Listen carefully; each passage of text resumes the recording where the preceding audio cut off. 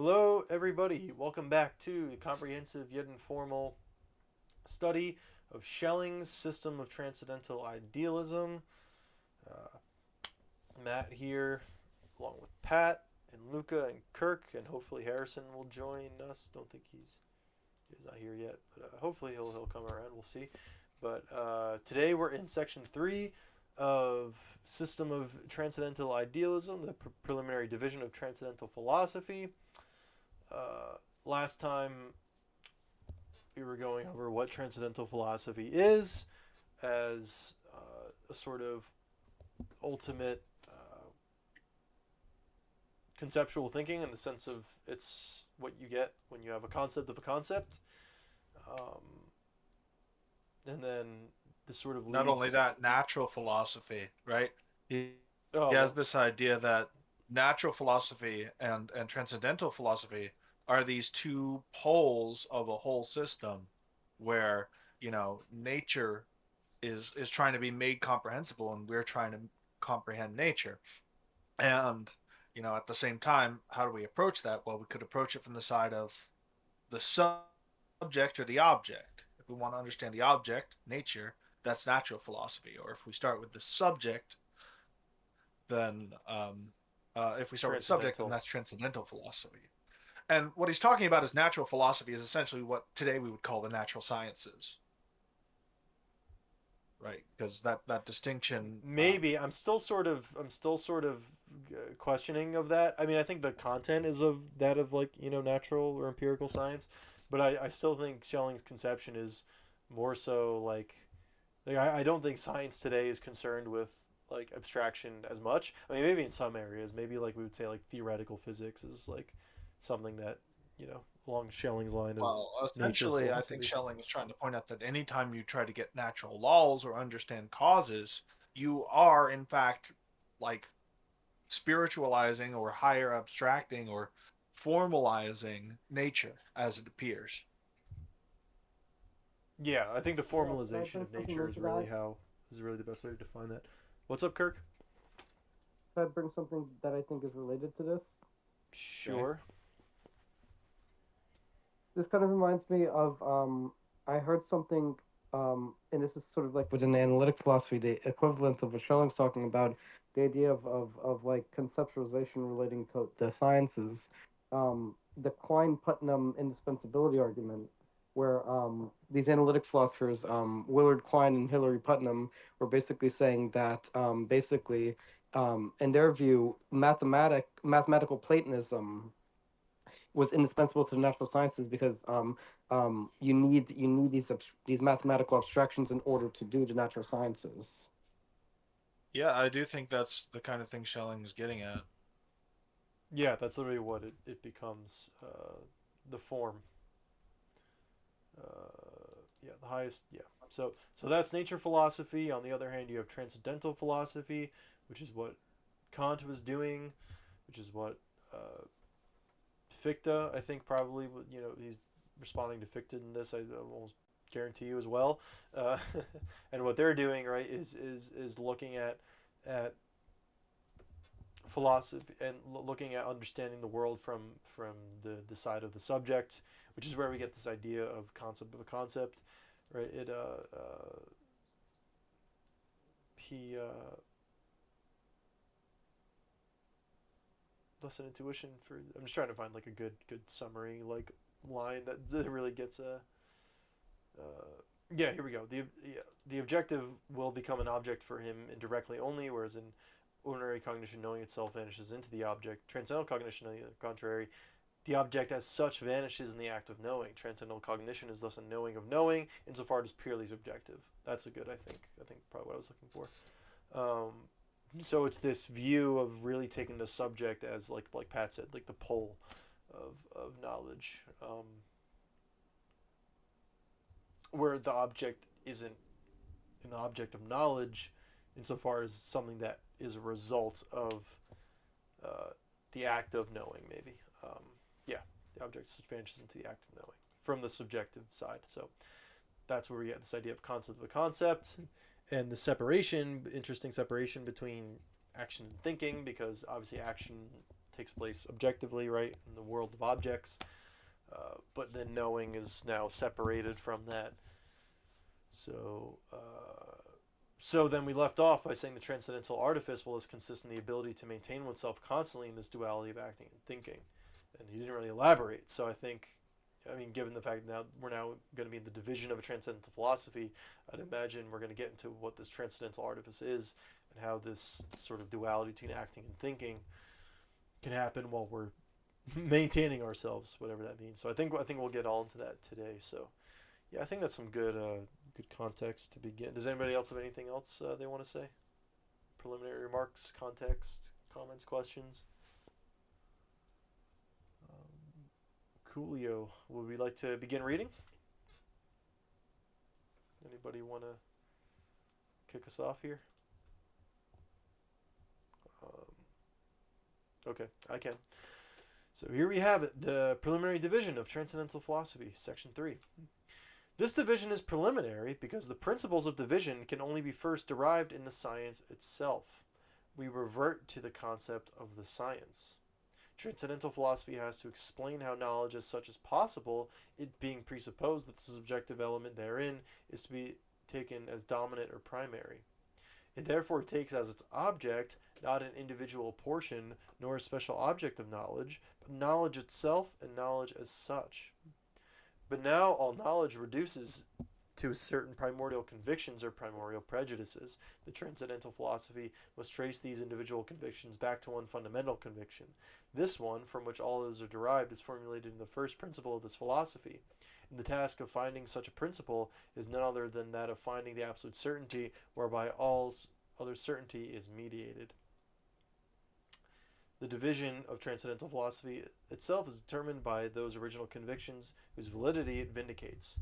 These convictions must first be sought in the common understanding, and if we thus transport ourselves back to the standpoint of the common outlook, we can find the following convictions deeply rooted in the human understanding.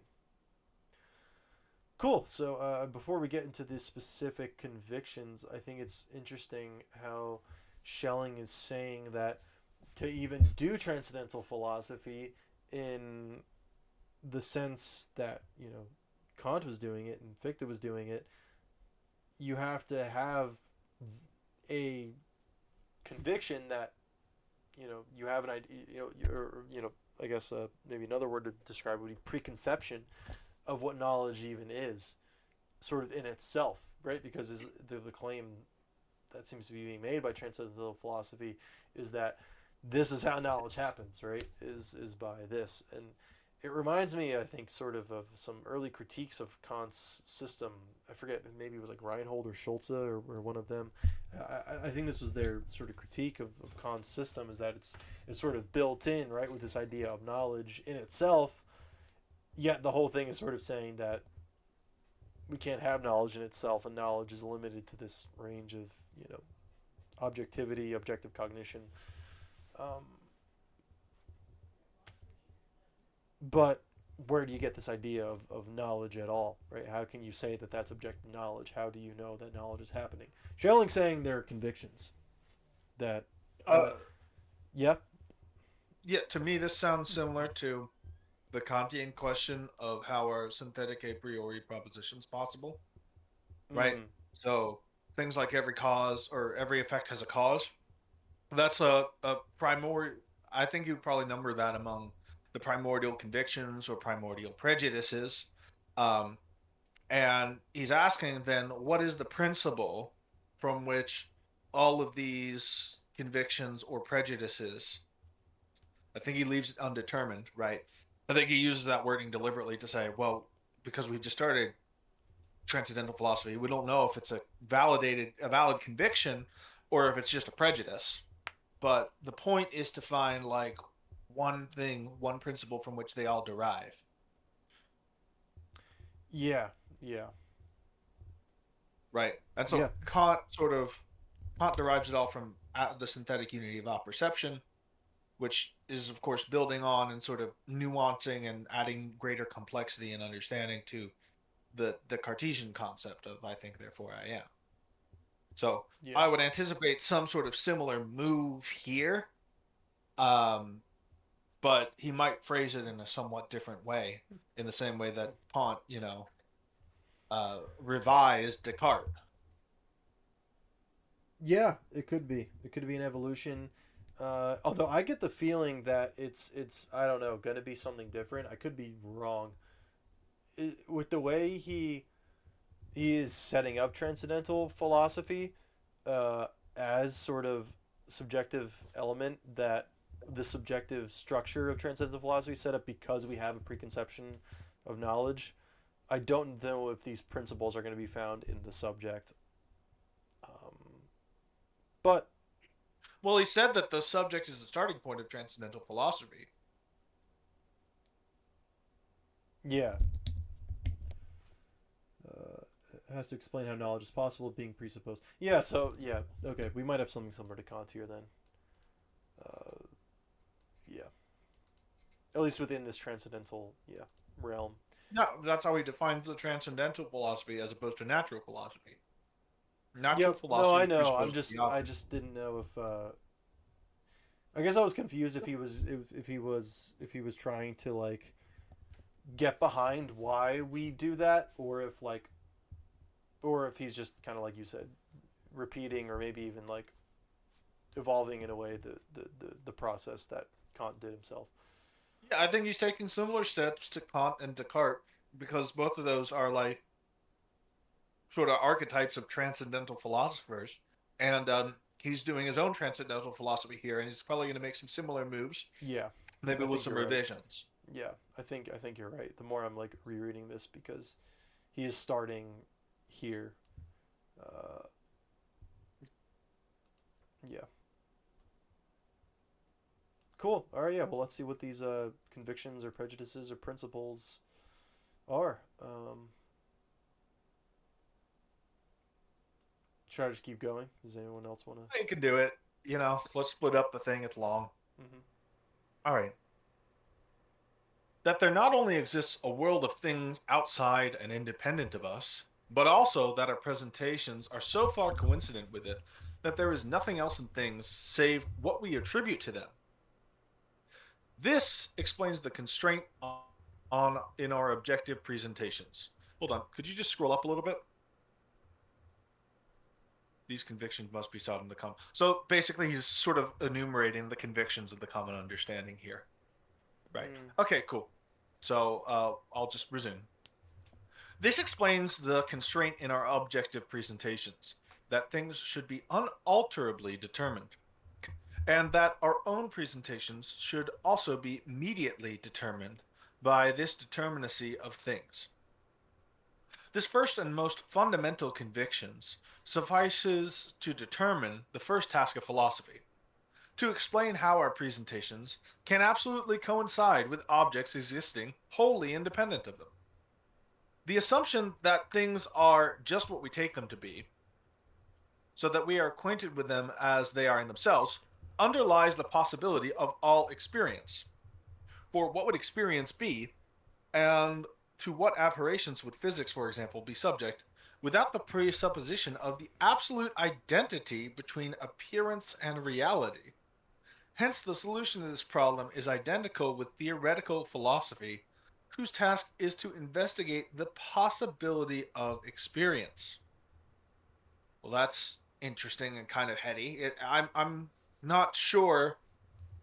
It seems ambiguous what he's saying here. He says the absolute identity of appearance with reality is that appearance with reality in every case, and also is this a conviction that he's going to be defending, or is this just a prejudice essentially?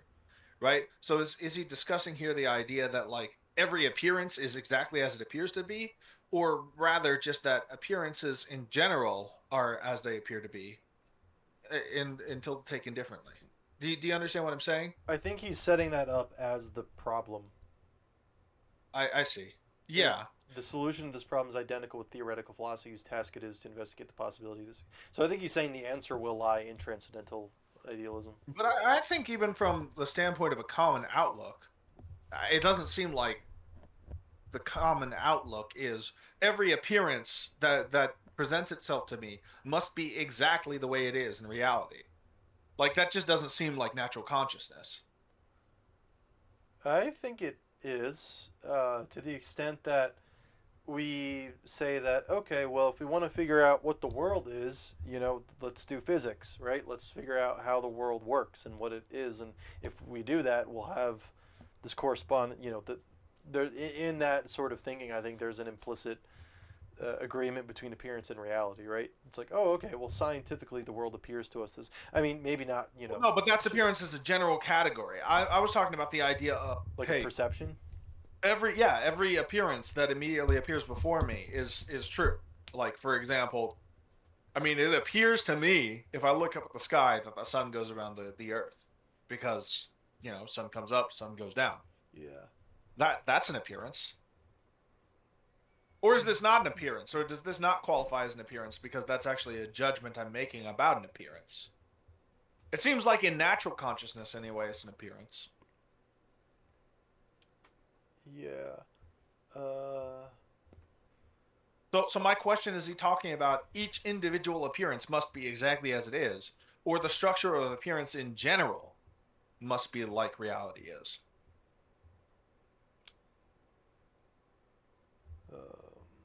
I'm just reading it over to see if I can give an answer.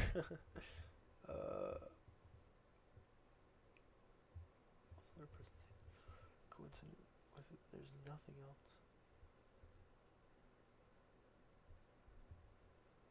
else. Or, third possibility, he Mm-hmm. says the assumption that things are just what we take them to be. Is it rather the defensibility of this assumption that until otherwise, we assume that things are as they appear?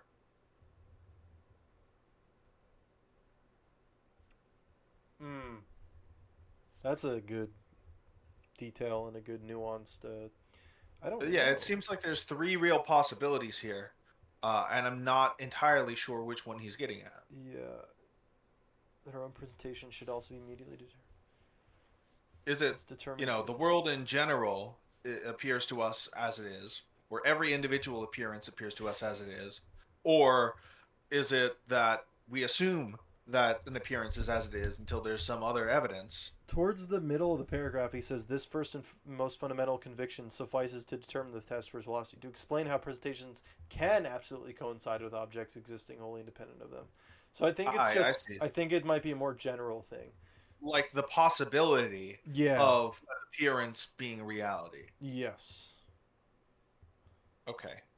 Which I think is part of the common understanding, right? Which goes back to what I was saying earlier. It's like, okay, yes, if we That's just do part of enough the common physics, we will understanding. finally understand what this is, right? But another part of the understanding is the common understanding is that, anything that I see is as it appears to be, unless there's some evidence to the contrary. That also seems like a principle of natural consciousness. Which I think both fit in this sort of can absolute, like maybe Notice those are two different statements. right, but they're both And then they possibilities, but they're and they, both they both seem like a possible interpretation, and they both seem to fit all the evidence. So I'm not sure which he means, well. or I if think he he means, but genuinely means both. I think he means both because both are like not just both like as two specific things, but I think both of those things that you're describing fit in the more general like idea that he's getting at. Um, Yeah, maybe he's just being very general here. I think he is because all he's saying is that they can absolutely coincide, whether that's just an immediate perception or like after doing some like science or something. Okay. There's this presupposition that we can actually at one point or another, whatever that point Well, is, right. can So be. this is an introduction, and I guess we'll just have to let it get fleshed out more. But that's that's my question from this conviction. So I guess I'll go on and read B. Sure. The second and no less basic conviction is this: that presentations arising freely Sorry. and without necessity in us pass over from the world of thought into the real world and can obtain objective reality. Hmm? That doesn't seem like a conviction that I have. Unless he means like free will. Oh, he does. Reading ahead, he does. Okay, Mm. that makes sense. This conviction is in opposition to the first. The first assumes that objects are unalterably determined and thereby our own presentations. The second assumes that objects are alterable and are so, in fact, through the causality of presentations in us. On the first view, there is a passage from the real world into the world of presentation, or a determining of presentation by an objective. The second, there is a passage from the world of presentation into the real world, or determining of the objective by presentation freely generated in ourselves. The second conviction serves to determine a second problem, namely how an objective can be altered by a mere thought so that it perfectly coincides therewith. Upon this, the conviction of the Oh. possibility of all free action depends, so the solution of this problem is identical with practical philosophy. Okay, so this Oh. makes the whole first paragraph make more sense, right? The Yeah. first paragraph is this idea that, there are laws of cognition which are like determined. And Yeah. so the real world matches these determined laws of causation, right? Mm. It's back to Kant, the idea that, hey, the world has to follow laws like the law of cause and effect Yeah. because it is our appearance. Although Schelling is going further and saying this appearance is reality. That's the conviction, at least, Yeah. right? He hasn't argued it yet, but that is the basic conviction of natural consciousness, which is certainly true, right? If you go to just some random person, they definitely do think that, like, you know gravity is true of Yeah. things in themselves, Hmm. right? Yep. For example. Um, and then on the other hand, he sets up free will in opposition to this, which natural consciousness also definitely believes in free will. We seem to experience our freely generated actions, our mere thoughts altering objective reality, which also seems to undermine that determination according to laws of cause and effect and the lawfulness of the reality that we observe, Yeah. It's which is why is it's why all the freshmen in this conflict, which is I think we're gonna address in point C, is why is why all the freshmen in like 101 are like, dude, what the fuck? Like science works, but I can also do what I want. What do you mean? Sure, absolutely. Yes, yes. So, coming back to the same questions over and over, like we do in philosophy, right? Yeah. So, I guess I'll read C. This Um, tension exists in Kant. We're just keeping yeah. going. Well, Okay. I do want to. Oh, do you have a thought? Yeah, just one more. These are the two. This is actually the conflict that we find in the second critique, which is why the solution to this problem is practical philosophy, because so I just find that interesting that he's basically going to It's be from the first answering. critique. Well, the A is from the first critique, and then B is where Kant sets up. I mean, also C as well. But well, he says the solution of this problem of how free will works is what Kant sets out to do in the Critique of Practical Reason. He, I, so having read both critiques, I don't think the critique of practical reason deals with how practical reason actually works, but the mere possibility of practical reason is mostly covered in the critique of pure reason. um, it's also covered in the second as well, at least the beginning. Um, it's mentioned, I Okay. guess. But But it's regardless of sort of which like critique it's it's in, well, it's a transition, right? So he yeah, ends the critique of pure reason and begins the critique of practical reason, talking about this conflict. yeah, and the well, also upholding the like Schelling saying here, the conviction that we are free like beings, basically agents, but also in a world of causally determined, Right. so Kant's solution to how to reconcile A with B is that there's a possibility of free action as a thing in itself, but as appearances, we only get A. But seems like Schelling doesn't want to do that. I mean, yeah, almost all the German idealists were like, "Yo, we need to improve the, Abolish need to the fix abolish this." the thing in itself. Well, I mean, yeah, that's the solution, I think. But overall, their mindset is like, yeah, we need to bridge this She's got gap between Schopenhauer, this. Yeah. because So Schopenhauer okay, does well, work let's in see if he. things. So. Well, I don't Okay, think he's gonna do so that in C, but. C. Hmm. But with these two problems, we find ourselves involved in a contradiction. B calls for the dominance of thought, the ideal, over the world of sense. But how is this conceivable if, by A, the presentation is in origin merely the slave of the objective.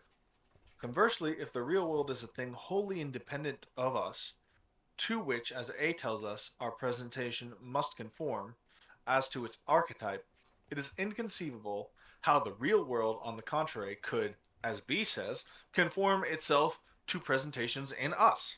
In a word, for certainty in theory, we lose it in practice.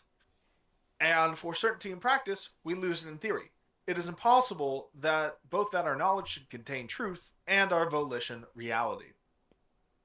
If there is to be any philosophy at all, this contradiction must be resolved, and the solution of this problem, or the answer to the question, how can we think of both presentations as conforming to objects and objects as conforming to presentations, is not the first, but the highest, not the first, but the highest task of transcendental philosophy.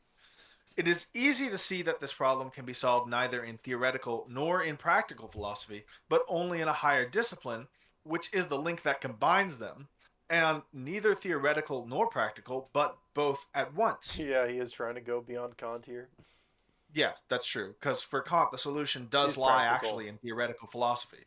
No. Hmm? The solution to the problem lies in theoretical philosophy, right? Because the possibility of a practical philosophy is established by the limits of transcendental cognition in Kant, right? It's the fact that Hmm. there is a divide between the thing in itself and the thing as appearance, which is a theoretical fact, which enables us to say, for practical purposes, that we are free, because there's the possibility that we are free um, in a transcendent way, outside of appearances. So, although Kant certainly has Hmm. the primacy of the practical in general, right? The Yeah. practical is the point. But what solves the problem, this central problem, is theoretical philosophy for Kant. Hmm. I mean, that's why the critique's the longer book. Yeah, I mean, I guess sort of just what I was thinking is that Kant, yeah, finds the solution in practical reason, right? Because we at least I mean, you've read them more than I have, but I remember Kant saying in the first critique that the we can't. It isn't until we enter the realm of beyond cognition into the world of ideas, into transcendental ideas, that we can even begin to come up with a practical philosophy. Which, I mean, sure, I guess that is set up in the first critique, but those ideas aren't actually. I don't think. I don't think he actually does that until the second. um, well, not in detail, but I I guess see in the principle, important yeah. part. I see the important part, the reason why there can be free will and a determined universe at the same time is because of the divide between the thing in itself and the thing for us, the appearance, right? Phenomena and noumena. The phenomena noumena distinction is a theoretical fact, and it is the essence of Kant's solution to the problem of free will and determinism. Yeah, I think it is, but I also think I don't know. I mean, this is well, we could, yeah. I don't know. We should probably move on soon because this is getting Sure. into the finer details of the second critique. But I kind of just thought that Kant situated like the free rational agent in sort of like in between these realms, so, which I guess, yes, the split has to exist in the Yeah, first place for it that's to be true. possible. But And what the particular conclusions are, what we're supposed to believe, that's based on practical reason rather than theoretical reason. But yeah, the possibility of that belief and the possibility of that solution is theoretical, is based on that theoretical distinction.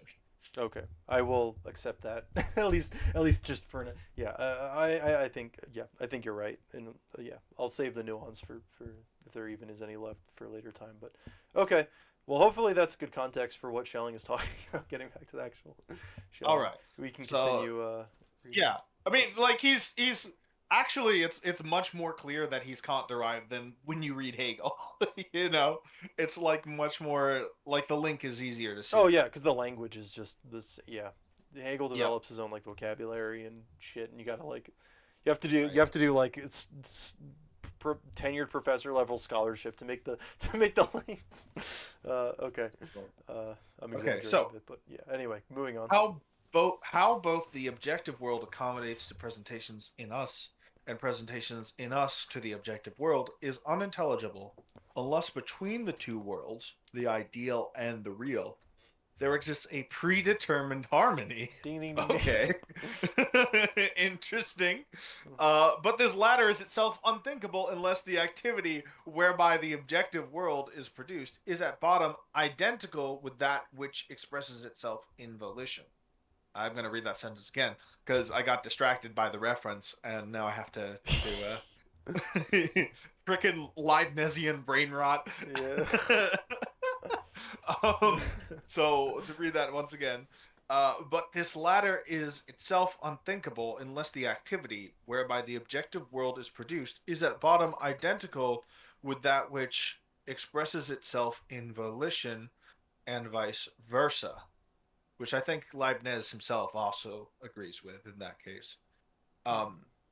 So yeah, this is Leibniz's philosophy. This is sort of like the essence of Leibniz's philosophy, or um, yeah. Yeah, that there's Now, this link between there's yeah, this there's this I don't identity, know that right? there's much else to say about it.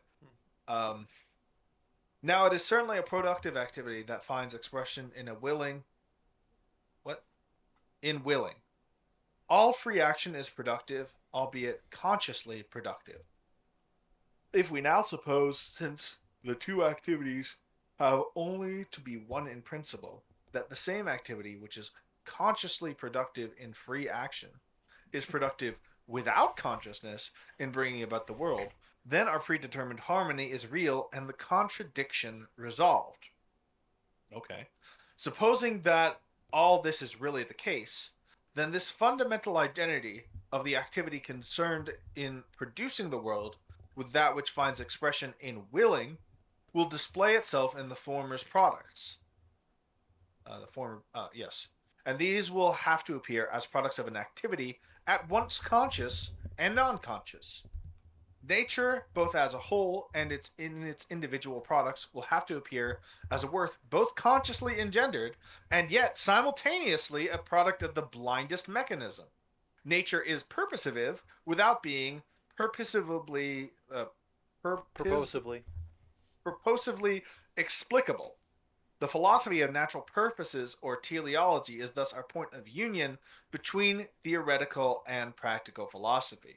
So this Okay. is This essentially this is the doctrine of a lot of like, for instance, this is basically the doctrine of the Catholic Church today, is this idea of a harmony wherein everything is produced for some kind of teleological purpose, but it also operates through basically what appears to be blind mechanism, right?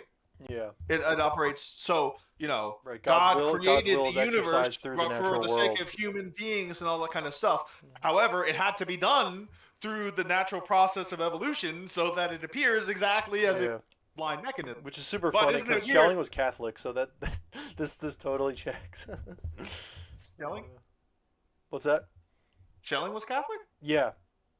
I didn't know that. At Yeah, least so at one that point in that his life checks he was. out. Yep. That does check out because it's very much how like the Catholic Church resolved the solution. But it actually gives a reason for it. Like, why does it appear to be this blind mechanism? Well, the reason is because without doing that, we wouldn't have this stable determination of cause effect. We wouldn't be able to have natural laws, and so experience would be chaotic. Reality itself would be chaotic. Hmm. Okay, cool. Well, what I'm confused about with how Schelling is, I mean, I guess Schelling is maybe just okay. Well, okay, I guess this is like the first confusion is that this is supposed to be still in like the section where we're going over the natural consciousness. Yeah, Common that's true. It understanding. does. It does seem like Unless it's okay. So not. we have the Well, it's interesting because it seems like, A and B, those are convictions of the natural understanding. Yeah. And then C, he's just talking about, well, this seems to be in a contradiction. So it does seem like from an organizational standpoint, maybe he's sort of veered off in another direction. I'm wondering It's if it's very because natural, right? he You breaks you up. see A and B and they immediately contradict themselves, and you're like, how does this tension resolve? And Schilling's like, here's how it resolves. But of course, you've left the realm of natural consciousness. Yeah, well, I'm wondering if it structurally is intact because uh like there are paragraph breaks. So I wonder if like because like this obviously isn't a natural consciousness either. Right. Well, just the first thing right there is natural consciousness. But Yeah, well, the because that's next. That's in the paragraph that's next to the maybe letter. maybe that's just structured loosely to begin with. Let's just be generous and say, like, Yeah, this is it's just bullet points to help us organize this yeah. thinking, um, Okay, well, that could be the rather than a case. list, Yeah, rather than like the whole thing is a list of the convictions of natural consciousness. This is just a bullet sure. point to like keep track of like Yeah, what is essentially a freeform lecture. yeah. But the reason I bring that up is because it goes into my second point of confusion, which has to do with actual content. And I thought that maybe this was just because like we're in the natural consciousness thing, so maybe we doesn't. But if we're not, then I don't really understand. Then I'm expecting some sort of like argument, and I'm not unless he's just still laying out like a principle. But Well, again, this is the introduction, so I think his method is, I mean, so far it's been to, tell us here's what the problems I'm dealing with are, and here's basically how I'm gonna go through with it and solve the problem. that could be, yeah. Yeah. It So yeah, I mean, there's not much of an argument. That's true, but I really wouldn't expect it in the introduction. yeah, could be. I don't know. It's a little. I don't know. It would be nice if it were more like the typical today, like you get the abstract where it's just like the outline of the argument. And I guess this is an outline, but I don't know. Yeah, This is a outline big here. point. So Well, he says that there needs to be a predetermined well, yeah, because I harmony. feel like he kind of goes into it, and this is maybe just something I want to like take a minute to break down, just in case there is something I can pull out of this more. It's a productive activity that finds its expression as willing. All free action is productive, albeit consciously. If we now suppose that the two activities. I think he makes the case that in order for these two sort of convictions of natural consciousness to both be just in an unqualified way true, then this is the way things have to be. Now, the case that Yeah. they are in an unqualified way true and not just prejudices, Right. that he hasn't made. Well, right. But I'm just looking for just like an internal, like, I guess, like, is it about production? Is that what makes them like? I don't know. I feel like I'm just missing something What's the here. question? What is the question? Why is there a like mutual teleology uh, between free expression and like mechanism? So, like, the answer he's given so far is that we have to explain how the world can act in a mechanistically determined way so that we can understand it as object, but also we can have free will to act within that world as a subject, and then like the world responds to that. How is that possible? Only if there's already a harmony between what the subject is going to do and what the object is going to do. Well, that makes sense. I just feel like he's saying more than that, though, and I think Well, I might be he's also answering. saying that like the only way for that to work is if the two activities are one and the same in principle. Like Yeah, and one I and the think same that's principle. what I'm wondering about. Like, how are they the I same? think it's a And I think Spinozistic principle. It's this idea that like you can't have um two basically identical processes without them being one. I mean, I don't know that wasn't a good no, formulation, I but it understand what you're strikes me saying. as I was such. just wondering if there's like a some sort of like description of that, like what makes them identical. And I think the answer is productivity. Well, yeah, what is identical in them? What is identical in them is that they produce the exact same universe, right? So the Okay, universe of that makes subjects, sense. That makes sense. Okay. yeah, the universe in subjects and the universe of objects, the universe of mechanism and the universe of freely acting subjects is the same universe. Right. Okay. Okay. Cool. My confusion has been resolved. Okay, Okay. so last one. All that has been so far postulated is simply an identity of the non-conscious activity that has brought forth nature with the conscious activity expressed in willing, and that again is because they're identical because they produce the exact same universe. Yes. Uh, Without it being decided where the principle of this activity belongs, whether in nature or in ourselves. But now the system of knowledge can only be regarded as complete if it reverts back to its own principle. Thus, the transcendental philosophy would be completed only if it would demonstrate this identity, the highest solution of the whole problem, in its own principle, namely the self. It is therefore postulated that this simultaneously conscious and non conscious activity will be exhibited in the subjective in consciousness itself. There is but one such activity, namely the aesthetic, and every work of art can be conceived only as a product of such activity. The ideal world of art and the real world of objects are therefore products of one and the same activity. The concurrence of the two, the conscious and the non-conscious, without consciousness yields the real, with consciousness the aesthetic world. The objective world is simply the original yet unconscious poetry of the spirit, the universal organon of philosophy, and the keystone of its entire art. It is the philosophy of art. Oh my God, we So got reading it. this We whole did it. paragraph, We what did were the you thinking? we did the Schelling thing. Schelling is just known for being like my one of my professors last semester just wouldn't stop saying like, for Schelling the philosophy culminates in art, and for Hegel philosophy culminates in itself, in spirit. And this is we did it. We did it. We got it. We got to the he You were said cutting it. in and out. He You were said the cutting in and thing. out. Oh, I'm cutting out. Shit. Hello. Hello. Hi. Is Yeah. it better? So in Schelling, philosophy culminates in what, and Hegel philosophy culminates in Oh, what? for Schelling, philosophy culminates in art and aesthetics. For Hegel, it culminates in thought, in with your spirit. Um, Well, I mean, this is interesting to me because it sounds extremely similar to Schopenhauer. yeah, So much that the distance, like, he's trying to create between himself and Schopenhauer seems kind of artificial. I mean, Schopenhauer does acknowledge, he's like, Schelling is the least bad of the other yeah, German idealists. But this is like the same thing. yeah, yeah, This is like the same statement, right? The yeah. will in Schopenhauer is a non-conscious sort of primordial thing that can express itself consciously through art. Right? Mhm. So, yeah. I just gotta say that sounds way too much like Schopenhauer for him to be like, oh, my philosophy is totally different.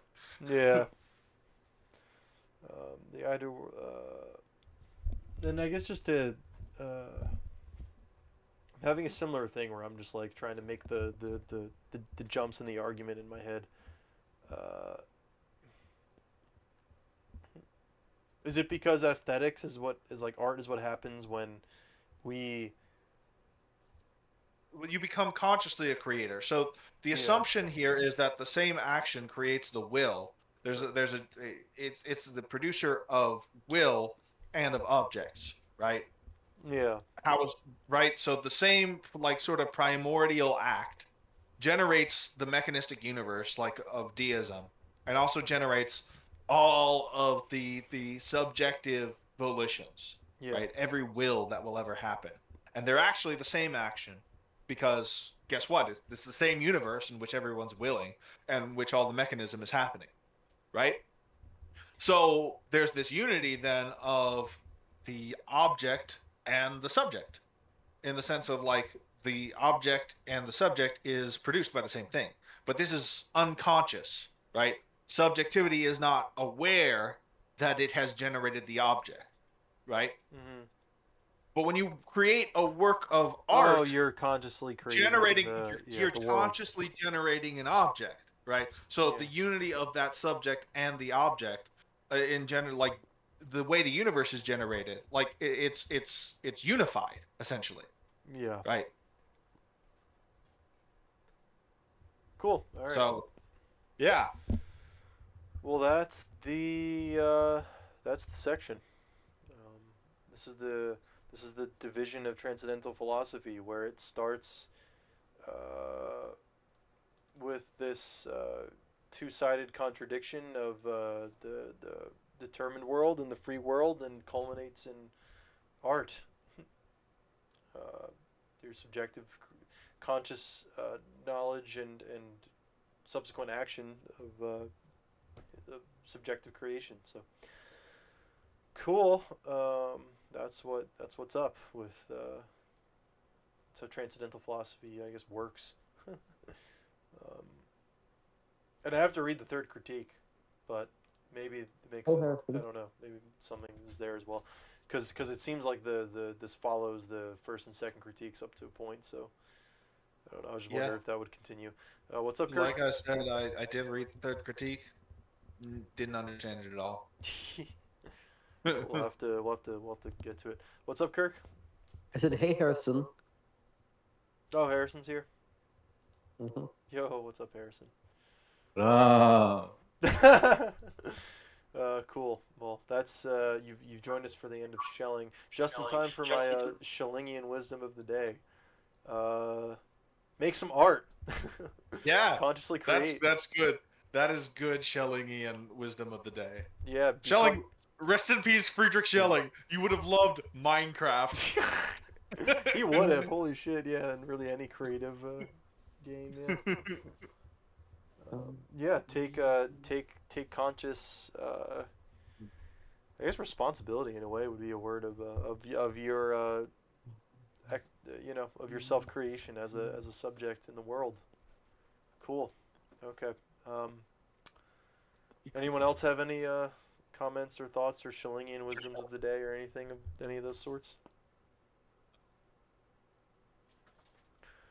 He was All right. roommates with Olderlin and with Hegel. Yeah.